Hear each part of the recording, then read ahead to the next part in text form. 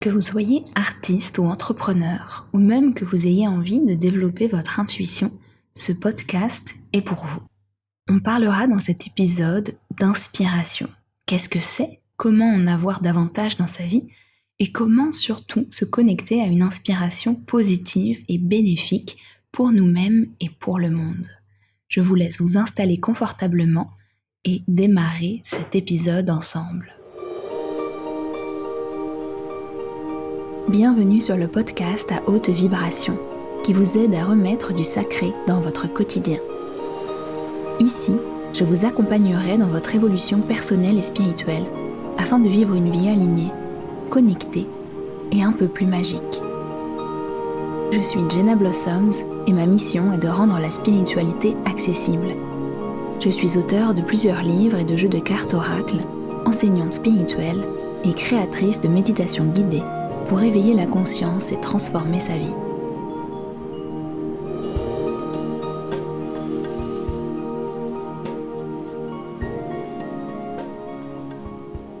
La thématique de ce sujet de podcast m'est arrivée de manière extrêmement inspirée pour justement parler d'inspiration. C'est arrivé d'un coup où je me suis mise à écrire de manière assez frénétique sur les notes de mon téléphone toutes les idées qui me venaient et ce que je ressentais dans ce grand moment d'inspiration pour parler de la thématique du jour. Alors, la question de l'inspiration, c'est peut-être pas une question qui paraît si importante au quotidien, si vitale, et pourtant dans la thématique de notre podcast, qui est quand même la spiritualité et le fait de remettre du sacré dans notre vie, l'inspiration est pour moi une clé extraordinaire, une clé pour développer son intuition, une clé pour se connecter à de hautes fréquences, une clé pour recevoir la guidance de notre âme et finalement un état assez magique dans lequel des miracles peuvent se produire. Alors l'inspiration, qu'est-ce que c'est? Le mot inspiration, déjà en tant que tel, vient du latin in spirit et ça ressemble aussi au fait d'inspirer. Et donc, le fait d'inspirer, comme dans la respiration, et d'être inspiré, c'est véritablement le fait de se connecter à l'esprit, c'est-à-dire non pas l'esprit, le mental comme on l'appelle parfois en français, mais spirit, l'esprit, le grand esprit avec un grand S, c'est-à-dire le divin d'une certaine manière.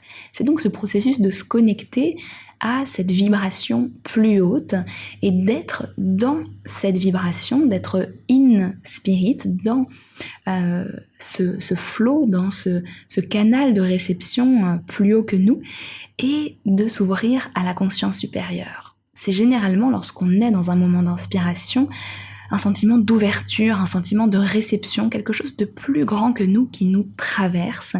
Et on est nous-mêmes finalement aussi témoins, observateurs de ce qui est en train de nous parvenir. Que ce soit une œuvre d'art, une idée, un projet, quelque chose d'écrit, quoi que ce soit que l'on soit en train de canaliser, parce qu'il s'agit d'une forme de canalisation finalement, le moment où on est inspiré va être comme le fait de se sentir pousser des ailes.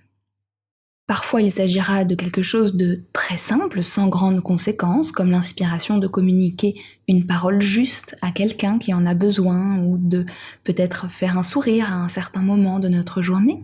Parfois, ce sera l'inspiration d'écrire un livre, de se lancer dans un grand projet, et parfois ce sera même l'inspiration de changer de vie, l'inspiration de monter son entreprise, de se séparer de sa relation. Ça peut être des inspirations qui nous poussent en tout cas à l'action, qu'elle soit petite ou grande, le processus est toujours le même.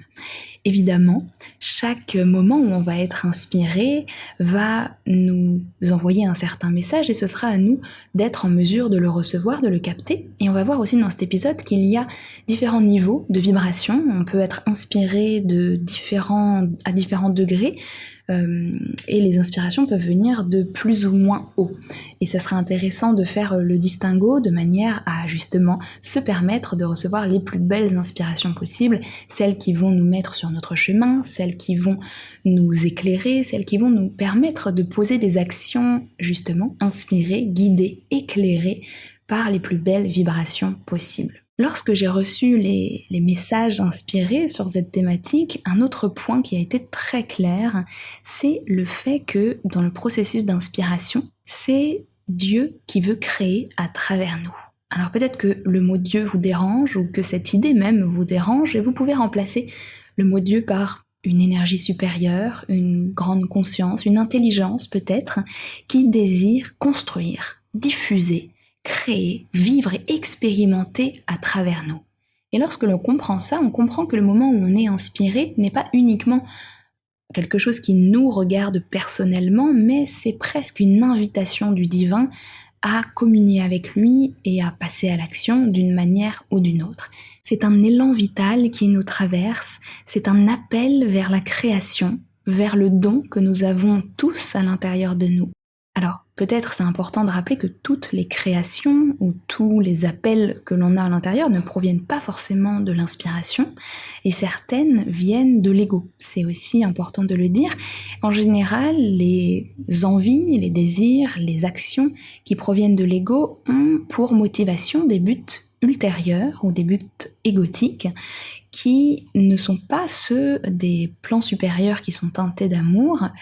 C'est plutôt une envie de venir combler quelque chose. C'est généralement un moyen pour atteindre une fin.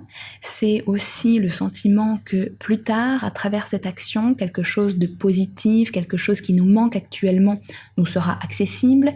C'est aussi l'impression que l'on va gagner quelque chose, que ce soit de la validation, de l'estime, de l'importance, de la sécurité, en faisant ces actions-là. Et ce n'est pas forcément mauvais en tant que tel, cependant ce n'est pas une action inspirée par un plan supérieur. Et commencer à observer ce qui se passe à l'intérieur de nous pour faire cette distinction, c'est déjà l'une des clés principales pour se permettre aussi, lorsqu'on reconnaît la vibration de l'inspiration, de la laisser nous traverser. Et à l'inverse, lorsqu'on reconnaît qu'il y a une envie qui n'est peut-être pas motivée par les bonnes raisons, ou en tout cas les raisons les plus hautes, de peut-être se poser un instant avant de se lancer, ressentir ce qu'il y a à l'intérieur de nous, et puis se poser la question, pourquoi est-ce que je cherche véritablement à me lancer dans ce projet ? Quelle est l'intention première ? Et vous remarquerez que lorsqu'il s'agit de l'ego, eh bien généralement, on arrive assez facilement, si on est honnête avec soi-même, et là je vous renvoie au podcast sur l'honnêteté, à trouver les raisons, à trouver les causes qui font que on est mu par cette envie ou ce désir.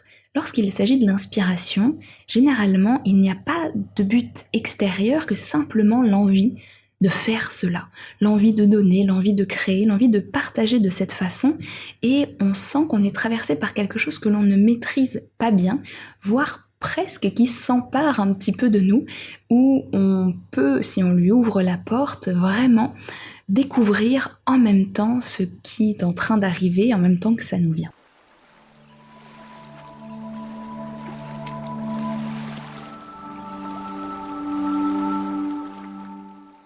Et donc on en vient à la question suivante, comment développer l'inspiration ? Comment en avoir davantage dans sa vie ? Comment entrer de plus en plus facilement dans ces moments, dans ces instants magiques, hors du temps, pendant lesquels on est en réception de cette vibration supérieure ? Le premier point le plus important, je dirais, c'est celui d'élever sa vibration au quotidien. C'est un travail assez conscient, j'ai écrit tout un livre sur le sujet, si ça vous intéresse, qui s'appelle « Changer de vibration, changer de vie ». Mais il y a quelques petites choses qu'on peut faire au quotidien pour élever naturellement sa vibration. Le premier point, c'est de cultiver au maximum de belles pensées. Il ne s'agit pas de devenir un psychorigide des pensées, mais d'apprendre de manière saine à maîtriser son esprit, à cultiver consciemment, volontairement, des pensées de gratitude, des pensées de bénédiction, des pensées de joie qui vont aussi nous permettre naturellement d'élever notre vibration, d'élever notre énergie, de nous sentir de mieux en mieux et en fait, littéralement, nous allons, en élevant nos pensées, nous allons tendre plus naturellement vers le ciel. Et en fait, cette métaphore du ciel nous parle des vibrations supérieures. Et donc, plus nos pensées, notre être intérieur monte et s'élève, et bien plus il sera facile de recevoir ces messages, ces états qui viendront des plans supérieurs. Donc élever sa vibration par ses pensées, ça va être aussi dans nos actions du quotidien, dans nos choix de mode de vie, avoir une bonne alimentation, faire attention aussi à ce que l'on consomme comme information, comme média, comme contenu. Évidemment, les choses plus violentes ou avec de fortes émotions peuvent nous déstabiliser un petit peu et baisser notre vibration aussi. La teneur de nos conversations également, si on parle d'autres personnes, si on se plaint. Et là, je vous parle pas de consciemment faire un travail sur soi et d'exprimer des choses peut-être sur lesquelles on est en train de travailler. Hein. C'est pas la même chose que l'énergie de se plaindre, qui est simplement j'exprime tout ce qui ne va pas sans avoir l'intention derrière de le régler. C'est vraiment différent. Mais ça, c'est aussi un point qui permet d'élever sa vibration. Et puis je crois aussi de se réserver des moments dans notre existence qui n'ont pas de but particulier, des moments un petit peu de flottement entre deux actions. Vous voyez, on fait beaucoup de choses pour le résultat que ça va nous amener. Je fais la vaisselle pas pour faire la vaisselle, je fais la vaisselle pour avoir des assiettes propres pour manger, je fais les courses, non pas pour le plaisir de faire des courses, mais pour avoir de quoi manger cette semaine pour moi et ma famille, etc. Donc l'idée dans ce que je partage là, c'est entre deux actions, entre deux buts, d'avoir des petits instants, ça peut être 1 minute, ça peut être votre moment de méditation le matin, ça peut être un espace de prière que vous vous dédiez, où vous ne cherchez pas à accomplir un but particulier. Vous êtes simplement dans la présence avec vous-même, simplement connecté, soit à ce que vous faites si vous êtes dans l'action, soit à l'instant. Et ça peut être ce moment où vous écoutez ce podcast où vous pouvez observer ce qu'il y a autour de vous, ressentir votre présence dans votre corps, l'ancrage que vous avez sur cette terre, et rien que ça va vous replacer dans l'instant présent. Parce que l'inspiration a ceci de particulier qu'elle ne vient pas dans vos réflexions futures ou passées, elle vient dans l'instant. Elle vient lorsque votre coupe intérieure est suffisamment vide, exactement comme l'intuition, et elle se dépose de manière magique, elle vient couler en vous lorsque vous lui faites de la place. Et donc de la place dans nos pensées, mais aussi de la place dans nos actions. Et je suis sûre que vous avez vous-même des exemples de moments de vie où vous avez reçu de belles idées, de belles envies, au moment où vous étiez simplement dans la présence. Il arrive parfois dans des conversations avec quelqu'un que l'on se sent très inspiré de partager une histoire, un message, une recommandation de lecture, quelque chose comme ça. Et généralement, cela arrive quand on est vraiment dans l'écoute de la personne, lorsqu'on est vraiment présent. On ne peut pas avoir cette idée si on est en train de penser secrètement à ce qu'on aimerait faire, à ce qui se passe demain et qu'on n'est pas vraiment présent avec la personne. Donc, pour recevoir des inspirations pour vous-même, c'est la même chose, soyez aussi au maximum dans cette présence à vous-même, ou en tout cas, réservez-vous quelques plages horaires, même des petits moments de 5 minutes dans lesquels vous serez plus en présence, et je peux vous garantir que ça permettra à l'inspiration de venir vous rencontrer plus facilement. Comme on le disait tout à l'heure, l'inspiration c'est aussi un flux d'énergie plus intense qui vous traverse. C'est vraiment, on peut vraiment le visualiser comme tout d'un coup une jolie musique céleste qui vient résonner dans tout votre être. Et donc le réflexe que l'on a parfois lorsque l'on est bien accroché à son mental, son ego et surtout à la to-do list que l'on a dans son quotidien, c'est de freiner, de brider cet élan intérieur par des pensées ou par des peurs. Lorsque l'on reçoit une belle idée mais qu'on se sent trop occupé, eh bien on est intérieurement en train de dire « non, pas maintenant, je suis occupé à faire quelque chose de plus important ». Et donc l'inspiration repart bredouille et va sans doute toquer à la porte de quelqu'un d'autre pour être entendue et écoutée. De la même manière, une inspiration peut vous pousser, exactement comme une intuition, à sortir de votre zone de confort. Et à ce moment-là, vos peurs peuvent s'activer et peuvent vous donner l'impression qu'il s'agit de quelque chose d'impossible, d'une idée folle, de quelque chose qui ne devrait pas exister à l'intérieur de vous, et de la même manière vous renvoyez cette idée, cet élan chez lui, d'où il vient, parce que vous ne lui trouvez pas la place dans votre maison intérieure. Alors, un autre point qui vous permettra de développer grandement cette capacité d'inspiration, c'est de vous donner l'autorisation de recevoir cette vague et cet élan sans attendre quoi que ce soit ensuite, et en ayant l'esprit curieux. C'est-à-dire que on ne fait pas forcément d'une vérité absolue, on n'attache pas une valeur particulière ou bien l'impression que c'est l'idée du siècle à tout ce qui vous vient. Cependant, on observe, comme on découvrirait une nouvelle musique à nos oreilles, ce qui est en train de se dérouler en nous. Et je crois que c'est important d'adopter cette posture intérieure pour se permettre petit à petit d'avoir de belles découvertes, en fait. L'inspiration vous amène souvent dans des directions que vous n'auriez pas imaginées sur un plan mental. Elle vous pousse aussi dans certains de vos retranchements. Elle va vous permettre de découvrir, de créer d'une nouvelle manière pour vous. Et ce n'est pas forcément synonyme de talent, ça n'est pas forcément synonyme de succès d'un point de vue de la société. Cependant, il y a quelque chose à découvrir pour vous. Ça fait sens pour vous. Et dans ce premier niveau d'accueil, eh bien, vous aurez là de belles surprises. Et peut-être qu'il y aura du succès dans cette œuvre d'art que vous avez reçue de manière inspirée. Peut-être qu'il y aura un écho du livre ou de la poésie que vous avez reçu de manière inspirée. Mais le moment où vous l'avez reçu, ce n'était pas ce qui vous animait, ce n'était pas ce qu'il y avait dans votre tête. J'ai envie de vous raconter une petite anecdote personnelle que peut-être vous m'avez déjà entendu partager, mais à ce propos, c'est l'histoire de mon dernier livre, Guide d'incarnation pour les artisans de lumière, qui est arrivé juste après un protocole de détox, de nettoyage du foie que j'avais réalisé, dans lequel il y a un petit jeûne de 24 heures et ensuite, on reprend doucement l'alimentation et comme souvent, lorsqu'on fait un nettoyage intérieur, eh bien, on se permet davantage de recevoir parce que on cultive ce vide aussi sur le plan physique, corporel. Alors, faisons ça avec intelligence, hein, bien sûr, mais généralement, cela permet aussi à tout notre être d'être davantage dans l'accueil. Et donc, au début, j'ai eu, en fait, le premier jour, j'ai eu vraiment un élan très très fort de me mettre à écrire, à me poser à mon bureau et à commencer à écrire. Je ne savais pas exactement ce qui allait sortir, je n'avais aucun plan, aucune idée, aucun but, et simplement je me suis laissée porter par cette envie pressante, presque irrésistible d'écrire. Et je me suis mise à écrire sur la thématique des artisans de lumière. Et à mesure que j'écrivais, il y avait de plus en plus de choses qui se déroulaient, comme si il fallait que j'écrive un mot, une idée ou un paragraphe pour que le suivant puisse arriver comme la suite naturelle, le flot d'une rivière. Et j'ai continué d'écrire comme ça pendant plusieurs heures et plusieurs jours, ça a duré environ une semaine, d'écrire 5 à 6 heures par jour, je pense. Et lorsque j'étais dans le processus d'écriture, j'étais complètement immergée, on appelle souvent ça l'état de flow, c'est un état qui est hors du temps, dans lequel on ne fait qu'un avec ce qu'on est en train de faire, et ce qui était intéressant, c'est que je n'avais aucun but de ce que j'allais faire de ce texte.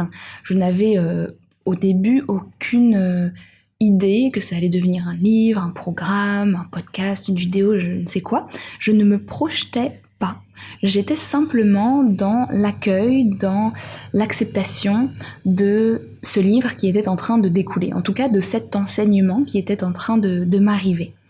Et c'est intéressant parce que on peut croire, une fois qu'on voit un résultat fini de quelqu'un, qu'on savait exactement où il allait avec ce projet, qu'il avait déjà le plan dès le début, que c'était extrêmement organisé dans sa tête. Or, je crois que pour beaucoup, l'élan initial de création est justement quelque chose qui est assez flou, assez spontané et on ne sait pas forcément où on va. Ensuite, dans un second temps, là, il y a le processus de structure, de raffinement qui m'a pris personnellement plusieurs mois pour ensuite rendre tout ce que j'avais écrit de manière inspirée, digeste, lisible, structuré, que ça fasse vraiment sens. Et ça, c'est un second travail avec on va dire le matériel brut, d'aller le raffiner, comme on va raffiner et purifier un diamant. Je le vois vraiment comme ça, l'élan du cœur et l'inspiration première, et ensuite, et ne pas oublier cette partie, parce que c'est aussi important, eh bien, le travail plus mental, de structuration, de réflexion, comment est-ce que ma création peut entrer dans le monde, qu'est-ce que je décide d'en faire aussi, et ça, c'est vraiment un point qui est souvent incompris parce que on confond l'un avec l'autre. Soit on essaye tout de suite d'être dans la structuration absolue et en oubliant le cœur et l'inspiration, soit on croit que l'inspiration suffit, et parfois c'est vrai qu'elle peut suffire, mais je crois que la réflexion que l'on peut avoir n'est pas non plus à oublier, à mettre de côté.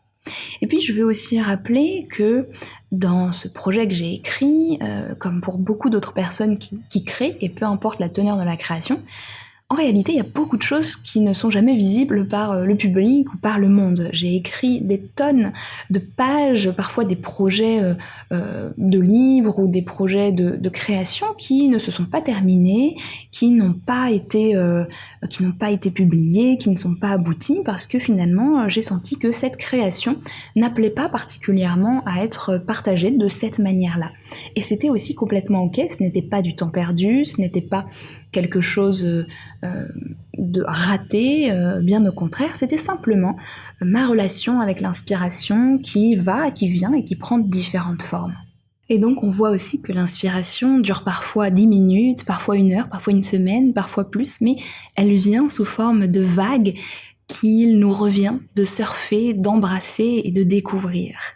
Et puis un autre point qui est aussi assez magique, c'est que lorsqu'on reçoit une idée, on reçoit aussi une énergie, c'est-à-dire une forme de force qui va nous pousser, qui va nous mouvoir, et un enthousiasme assez intéressant. Et j'aime beaucoup les mots, et enthousiasme vient du grec qui signifie être traversé par Dieu.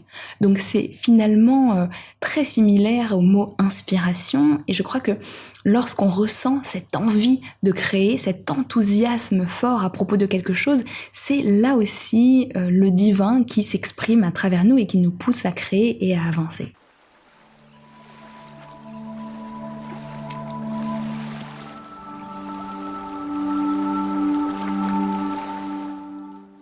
Donc, pour résumer un petit peu ce point, les clés à comprendre vis-à-vis de l'inspiration et comment en recevoir davantage, c'est peut-être de laisser la place, comme on le disait, de ne pas avoir d'attente vis-à-vis de ce qui vous traverse, et aussi un point important, de ne pas laisser l'ego vous faire croire que vous êtes peut-être un génie ou s'emballer par rapport à ce qui est en train de vous traverser. Et ce sera quelque chose qu'il aura peut-être envie de faire, ou tout d'un coup vous êtes tellement émerveillé par la teneur de ce qui est en train de sortir de vous, de vos idées, etc., que peut-être votre ego aura envie de s'identifier, aura envie de s'accrocher à ce qui est en train de vous traverser.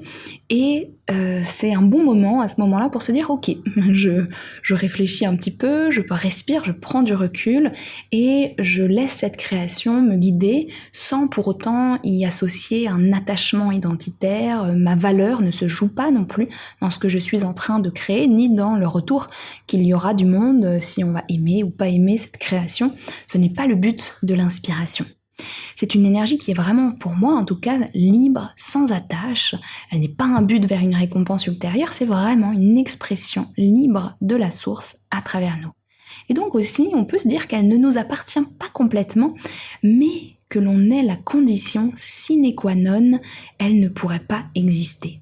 C'est-à-dire que sans nous, le projet, l'idée, l'action n'existerait pas, et pourtant, elle ne nous appartient pas non plus complètement.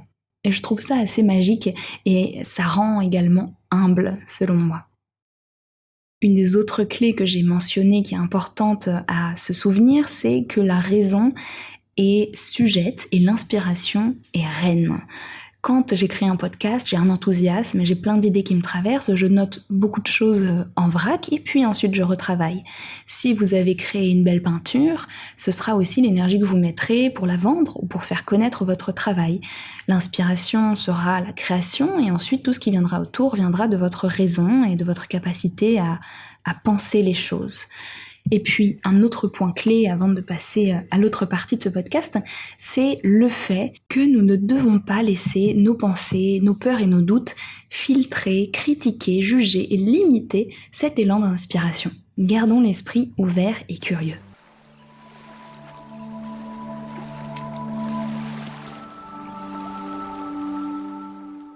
Notre inspiration peut donc être au service du monde. Et ça, je trouve que c'est un point qui est super important parce que d'une part, effectivement, ça va nous nourrir, ça va nous donner l'impression que la vie est magique et puis ça va être un beau process pour nous. Mais je crois aussi que notre inspiration peut être mise au service de l'éveil des consciences, de la beauté du monde, de l'harmonie sur cette terre, etc. Et que c'est notre moyen principal d'y parvenir. Elle peut véritablement toucher les cœurs, resserrer les liens, innover pour le meilleur, mais elle viendra faire cela si c'est l'intention profonde de votre âme. Et oui, parce que je crois et c'est les messages que je reçois en ce sens, que l'inspiration passera par nos canaux à nous, nos valeurs à nous, nos intentions de cœur à nous. C'est-à-dire que si votre désir profond, votre intention de cœur, votre mission de vie est d'apporter de la beauté au monde, alors vous recevrez tout un tas d'inspirations quotidiennes qui iront en ce sens.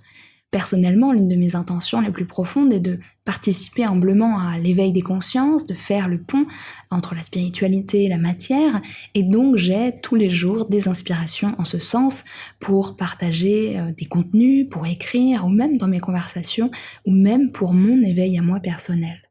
Donc, je vous pose aussi cette question, quels sont vos désirs profonds, vos intentions intérieure, parce que l'inspiration viendra surfer aussi sur ces élans de votre cœur, ces envies que vous avez pour vous permettre de réaliser cette mission qui est si importante à vos yeux.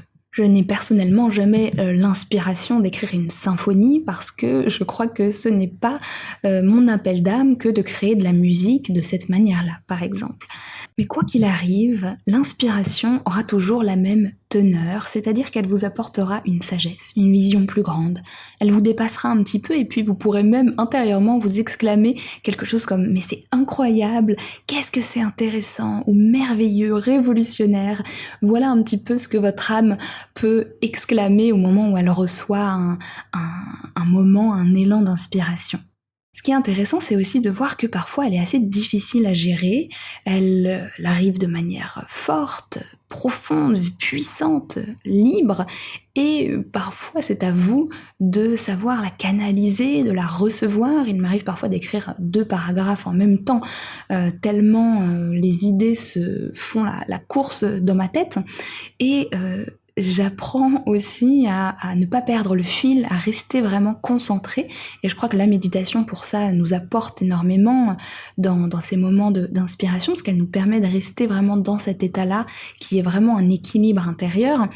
Et pour ça j'ai un conseil à vous donner: ayez toujours à dispo quelque chose pour noter, que ce soit l'application de votre téléphone, moi c'est ce que j'utilise beaucoup, une note vocale, un petit carnet, quelque chose qui vous sera utile pour recevoir et pour ne pas perdre cet élan d'inspiration.